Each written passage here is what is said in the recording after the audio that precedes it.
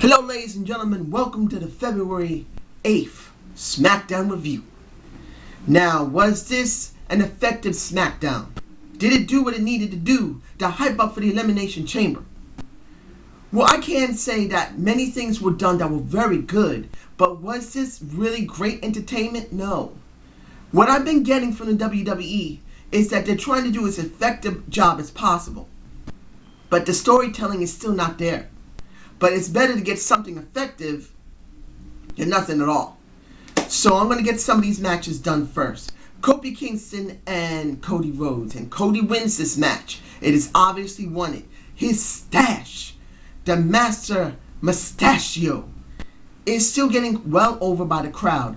I have this feeling that if he turned face, that mustache is going to make me feel like, for me personally, Brutus the Barber Beefcake, when he was a heel before he turned face and had the barbershop, he was a great heel. But when he turned face, people just adored him because of his cut-up pants, the scissors, that gimmick. I have a feeling that when it comes to Cody, if he turns face, the Master Mustachio will get very well over when it comes to the gimmick of the mustache. He will. Like I said, he beat Kofi, which is great. Kofi didn't win anything, he didn't lose anything, he's still exactly where he is, so there's nothing really bad about it. But I do feel bad that Cody is in this situation. He should be much more higher in the card. He should be going after the main event title, and he's not. So we'll just take for what we get. Now, some things here were quite surprising to see again, and I don't understand. I understand they do the Raw Rewind, and I had no problem with Bruno Sammartino. I said in my Raw review that when they showed the boots of Bruno Sammartino, I knew like that. I knew it had to be Bruno. When they showed Vincent J. McMahon, and then when they went to Madison Square Garden, I said to myself, who could this be? Could it be the Iron Sheik? But it can't be because he's already been in there. Who could it be? Someone that has been in the WWF before. And when they showed his boots, damn, I knew instantly that had to be Bruno, and it was. And I had no problem re-seeing Bruno going to be inducted. But showing so many segments throughout the night of the Shield, showing so many segments what happened with Ryback and Sheamus and John Cena, and then seeing the bit of WWE.com.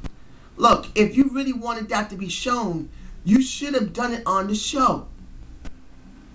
There's just too much rewind in this show. And then the vault being brought back?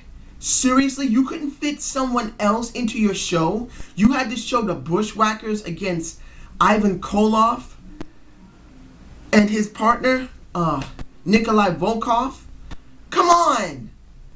Seriously, I love the Bushwhackers. I love Nikolai Volkov.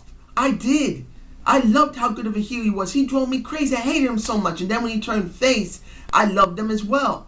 But I don't want to see the vault. They already have shows right now that show classic wrestling.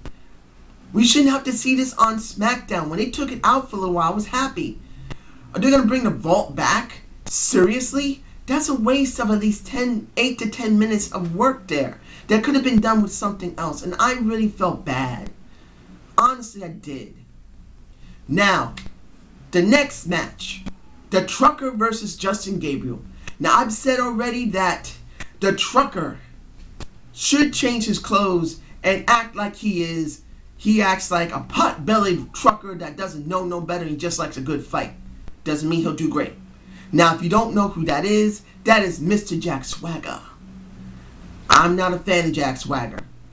I think he hasn't improved not one bit since he's been gone 5 months. He hasn't improved nothing. The only thing they did was just give him a more black ring attire. Because he had gloss. Now it's all black. As black as can be expected. And what do we get? He kicks Justin's ass. Did I feel like it was effective? Yes. He could be somewhat viable for the Elimination Chamber. I'm going to keep calling him the Trucker because you know what? That's what I'm getting from him. The only thing I'm missing is just a baseball hat and a cigarette out of his mouth and wanting to have a fight in a bar. That's what he looks like to me. And the only problem is, a guy like that will probably get more over than Jack Swagger will. A real American, that's what he is. His ankle lock is now the Patriot. I'm saying the Patriot Act. I couldn't say it before, I'm sorry. Now he's turned the ankle lock into the Patriot Act. I don't know why I keep messing that up. I'm sorry. I gotta work on that. I just don't see a lot with Jack. I don't. The trucker hasn't changed much. Now the next match, Antonio Rosado against Sin Cara. One thing I can say about Sin Cara, before he came to the WWE, he was well known for being one hell of a good lucha libre type of style wrestler. But since he's been here, he's fucked up seriously. He can barely do any of the moves. He keeps trying to do Mystico before and could not do it. But I can say at least this time, he managed to pull up a Hurricane Rana properly. He just flipped Antonio with him and flipped very nicely. At least this time around, he did one high-flying move that worked perfectly. Does it make it better for him? No. He's still a glorified jobber. And Antonio wins. And the segment with The Miz later in the night, I can say it was effective. Seeing The Miz talk about what happened with Brock. And then Antonio coming out to really pester him and piss him off. That was good to try and continue this feud. I would have liked something more interesting from the feud, but they're condensing it down where I believe that when it comes down to it, at Elimination Chamber, they're going to have a rematch. I'm hoping this time, if they do a rematch, it's not going to be the pre-show, ladies and gentlemen. I was angry beyond fuck when it came to the Royal Rumble and it was a pre-show. They could have done something much better with their time, but they didn't. So I hope, and sorry for the vulgarity, I hope that they let them have an Elimination Chamber match, not a pre-show match. Now, we got Fandango. Still not there. From what I understand, I've seen it more than a few times, at least 2 or 3 weeks now. We still haven't seen him there. They just show him. And why did they have to zoom in on his damn crotch? Dude, I don't want to see no damn crotch. I wouldn't mind seeing the damn woman, but why I gotta see Fandango's crotch? Damn it. That was not my most favorite part. My most favorite part comes up now. Tenzai against Drew McIntyre. Now, I keep saying that Drew is the head of that 3MB band. He is the most viable main eventer there. I really feel bad that he's in this group and they have not pushed him properly. I don't understand why they never put him to face. I don't. He'd probably do a way better face than being a heel, because he's never been able to get very far as a heel. Only in the very beginning when he went up against Finlay, as far as in my humble opinion, when he still wore the kilt, that is where I think he was the most best as a heel, as the sinister Scotsman. Here, nothing. Tenzai almost won. 3MB comes in. Brodus Clay comes for the save. And then we have the joining of the two giants. The giant dance. I might just put that in the title along with something else. The giant dance between Tenzai and Brodus Clay. And I saw my Naomi wearing some nice tight clothes with my Karen. And then Cameron getting mad that Tenzai bumped her little ass. I didn't realize how small. This is Cameron. If this is the floor, this is Cameron. This is Tenzai. Boom. You could see how small that woman is. She is tiny compared to Tenzai. And then she complained, what the fuck you think you're doing? You might do that right. And then he does it properly right next to my Naomi. My Naomi looks so beautiful. I was so happy to see how beautiful that beautiful woman is. I said it before and I'll say it again. Originally, I thought it would be better to have them both as heels. But actually what they're doing now, having Tenzai now work with Brodus Clay as a face, is a good idea. You can still turn them both heel later. There's nothing wrong with that. You can turn all 4 of these people heel, and then you could get heel heat. Who says you can't have Naomi and Cameron turn heel? Because they're not heels right now, they're faces, along with their Brodus Clay. If you leave these 4 together long enough, and make this a viable tag team and go after the titles against Hell No. As faces, they would probably do all right. They would. But I believe they will probably be better as heels. And then with Naomi and Cameron, they can actually do something in the Divas division. We need something. And I wish to say I'll be doing a rebuilding of the Divas segment in my Debate of the Week soon. If you want to see my first installment of my Debate of the Week, and it's for the Knockouts, I know that this is for SmackDown. I will leave the connection for that below, so you can see what I'm going to try and really consider for the female wrestlers. But the segment between these two men were alright. Now, the next thing, and I'm just going to get this done. In the beginning of the show, we have the show. Did I find this effective? Not really. It was boring. I didn't understand why Booker T was so badly involved in this. I do understand later. But I just didn't understand. When it came down to it, with that, and then later with the Big Show with his bus, which he does have an actual bus, that wasn't his real bus. When he went up against Kane, and he won against Kane, you can see ADR there messing with his bus and then stripping off the wheels. And it looked like it was from San Diego style of stripping, putting the cinder blocks under his wheels, on one side anyway. Getting orange paint poured all over him. Was it effective? Yes. Was it interesting? Really? Not really. I mean, with the hotel segment last month. And then what happened with Ricardo Rodriguez, last week, last week, and Ricardo Rodriguez the week before that. And then the segment in the ring where Alberto got taped in and everything. I'm actually very bored with them now, and I don't mind either one of them. I like Alberto Del Rio. I like the Big Show. Big Show's a very good big man wrestler. He's good. ADR is good as well. But this storyline sucks. They really need to separate these two. It almost feels like a Randy Orton, John Cena feud situation to me. Tell me below what you really think about this. Because I'm hoping to get another perspective on this so I won't see it in this dim type of light. I mean, it feels like John Cena and Randy Orton right now. Even though it's only been a couple of months. It really does. I don't see any gain or leeway for either character. And when we go into Elimination Chamber, will it end there? I don't believe so. Maybe we'll get a blow up by WrestleMania, but I just don't feel anything here. WWE has not structured these guys properly. And then sticking them together and trying to structure something when they didn't begin it properly makes it even more empty for me. Like I said, please give me a comment below. Give me something that I can work with here, that I can see from another perspective, because I ain't seeing shit. Now, when it came to Kane, when in that match, Kane and the Big Show, they're not bad in the ring, but really the chemistry didn't feel that great there. It just felt a little empty. And then I don't understand why Daniel Bryan didn't come down with Kane to try and continue the conflict between them two.